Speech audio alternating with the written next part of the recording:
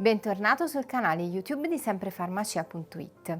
Gli ussuri, o vermi dei bambini, sono un problema molto più diffuso di quanto si pensi e assolutamente non correlato allo status sociale. A differenza di altre parassitosi intestinali, quella da ussuri colpisce circa 1 miliardo di persone nel mondo, ma è facilmente trattabile con i giusti farmaci e le corrette abitudini. Niente paura quindi se scopri che il tuo bimbo ha dato ospitalità nel suo intestino a questi mostriciattoli così democratici. L'importante è saper riconoscere i sintomi e intervenire correttamente. In questo video scopriremo proprio come farlo. Se il video ti piace metti like e ricordati di iscriverti al canale, a te non costa nulla ma a noi è di grande aiuto. Il nome scientifico degli ussuri è Enterobius vermicularis. Sono elminti, cioè parassiti pluricellulari a forma di verme dalla sezione cilindrica e che da adulti non superano il centimetro di lunghezza. Quasi tutto il loro ciclo vitale si svolge nel nostro intestino, che rappresenta quindi il loro ambiente di vita. Il ciclo vitale degli ussuri inizia sotto forma di uova. Quando queste vengono ingerite dal malcapitato ospite,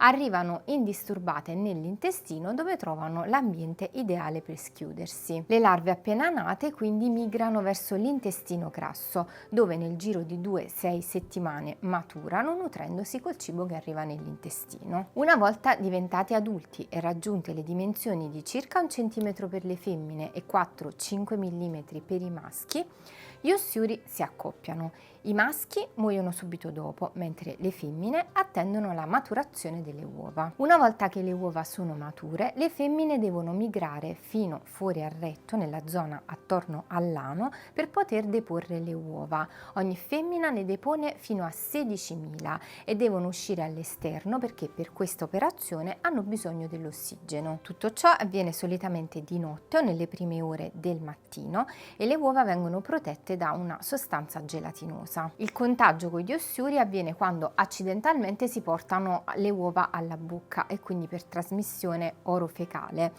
Chiaramente è un evento che si verifica molto più facilmente nei bambini che non sono così attenti a tutte le norme igieniche. Le uova degli ussuri non si trovano solo nella zona dell'ano dopo la deposizione, ma possono trovarsi anche nei terreni, nelle superfici, sui giocattoli e possono sopravvivere in queste condizioni fino a 3 settimane. Chiaramente è molto facile che i familiari di un bambino che è infetto si infettino a loro volta e è anche molto semplice che il bambino continui a reinfettarsi grattandosi il sederino e poi portando le mani alla bocca. I sintomi che suggeriscono la presenza degli ussuri sono principalmente il prurito nella zona intorno all'ano, causata dalla sostanza gelatinosa che protegge le uova e dallo spostamento delle stesse femmine, ma anche diarrea e dolore addominale e riduzione dell'appetito.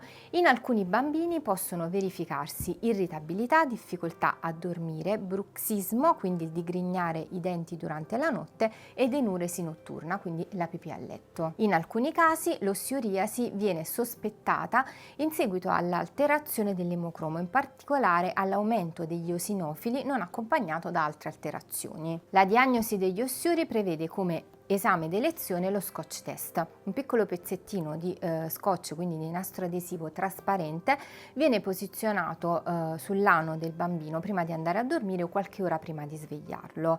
Al risveglio si preleva lo scotch e si posiziona su un vetrino fornito dal laboratorio che poi provvederà ad esaminarlo alla ricerca di uova di ussuri. La ricerca in laboratorio chiaramente viene fatta al microscopio, ma è possibile anche vedere gli ussuri adulti ad occhio nudo che si presentano come dei piccoli filamenti bianchi in movimento. Il modo migliore per vederli è esaminare l'ano del bambino o le feci al mattino.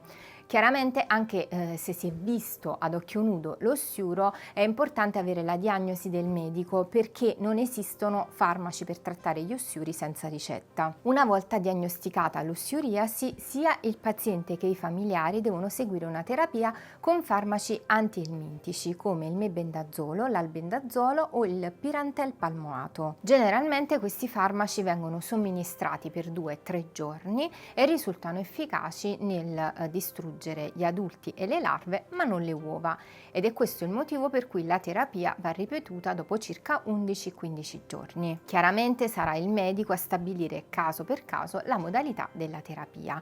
Non è necessario avvisare la scuola né l'allontanamento del bambino dall'ambiente scolastico. Nei giorni della terapia farmacologica è di aiuto fare la doccia al mattino per allontanare le eventuali uova e utilizzare l'asciugamano una sola volta. Chiaramente è importante seguire tutta una serie di norme igieniche sia per evitare la reinfestazione che per prevenire in generale. Tra queste norme ricordiamo di lavare frequentemente le lenzuola, gli asciugamani e i peluche, di disinfettare le superfici di bagno e cucina e di passare frequentemente l'aspirapolvere. Lavare spesso le mani obbligatoriamente dopo essere andati in bagno e tenere le unghie corte in modo da evitare che sporco ed eventuali uova si depositino. Tutti i rimedi della nonna che è possibile trovare su internet come aglio e simili purtroppo oltre che di difficile applicazione non risultano efficaci. Invece possono essere di aiuto alcuni integratori a base di estratti vegetali concentrati e standardizzati.